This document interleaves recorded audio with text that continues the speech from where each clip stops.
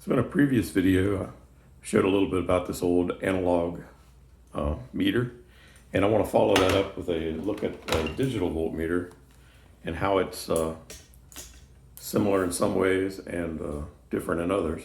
So we'll set that on a bench and we'll have a look at this.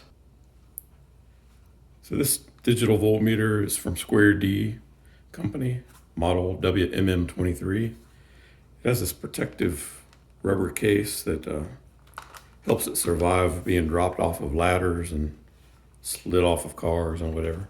The meter itself is pretty small and lightweight. The case is actually heavier than the meter. It has a manual in there.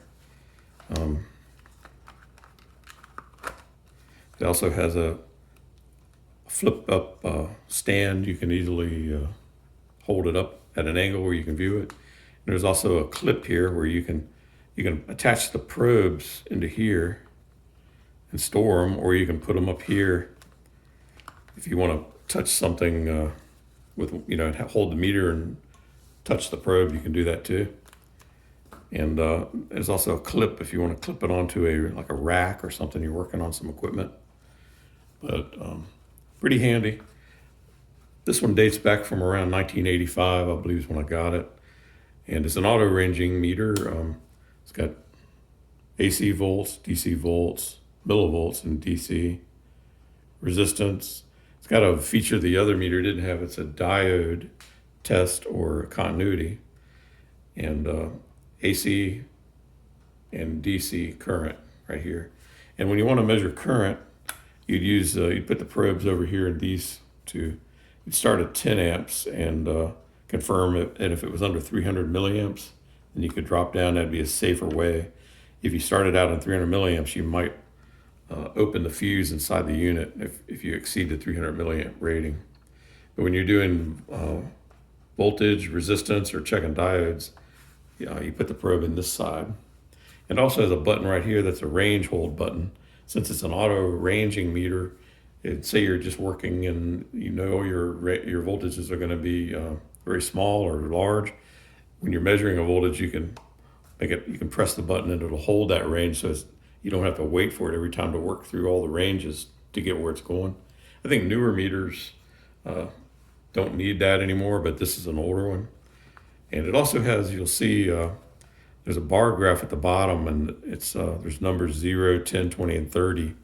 So I can show you, like if I'm measuring the voltage of this battery here, it'll show you the bar graph. Let's see, make sure you can see that.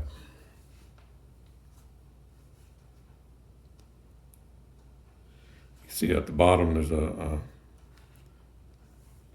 bar graph that comes across, and it's right around 16.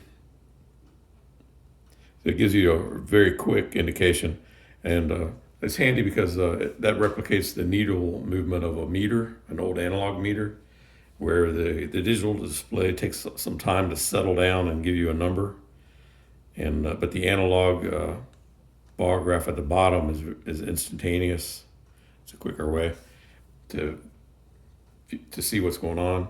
And then also you notice if I change the leads, I still get the same bar graph display and the same voltage measurement, but there's just a negative in front of it. So that's a big difference with this over the analog meter movement. You have to sort of be concerned with the polarity on those, where with this, you don't really care so much. You just see that negative, and your polarity is reversed. And so I'll drop down now. We'll do the resistance testing. I've got those same resistors here. Here's the 10 ohm. So I'm getting 9.8 ohms with this meter, and this is the 1000 ohm. 1014.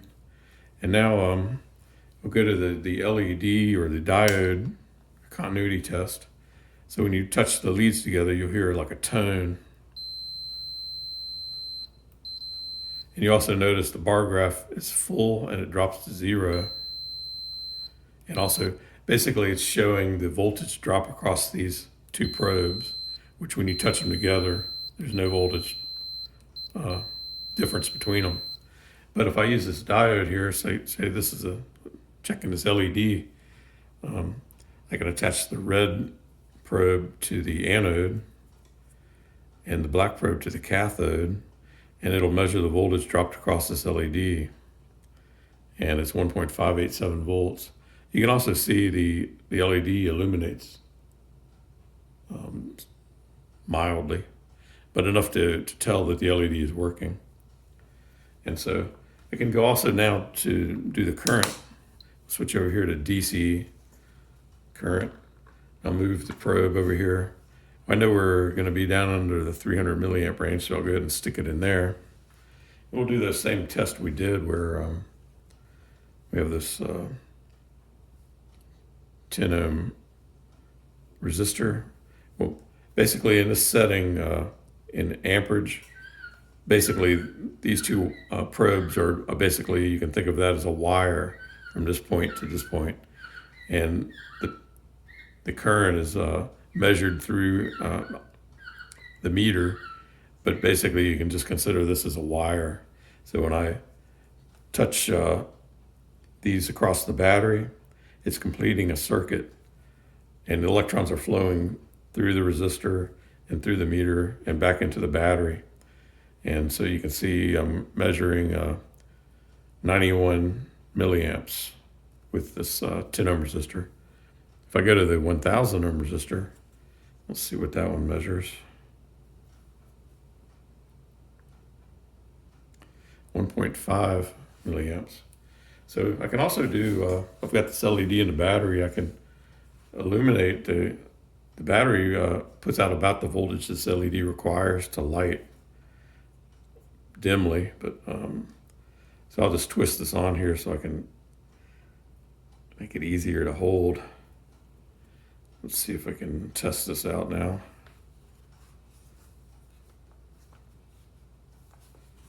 I think I need to be this way for it to work.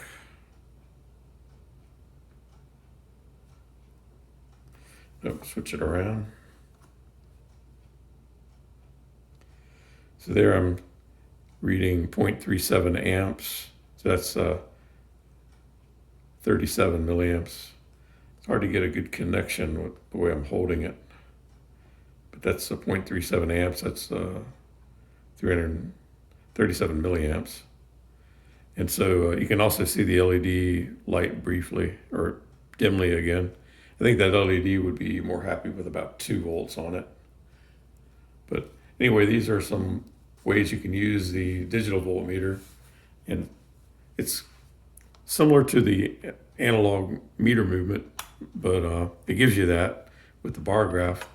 But it's a lot easier to use and a lot more durable. I don't believe you could drop a meter, voltmeter, the analog voltmeter off a ladder and it would continue to work. But these are pretty robust and rugged.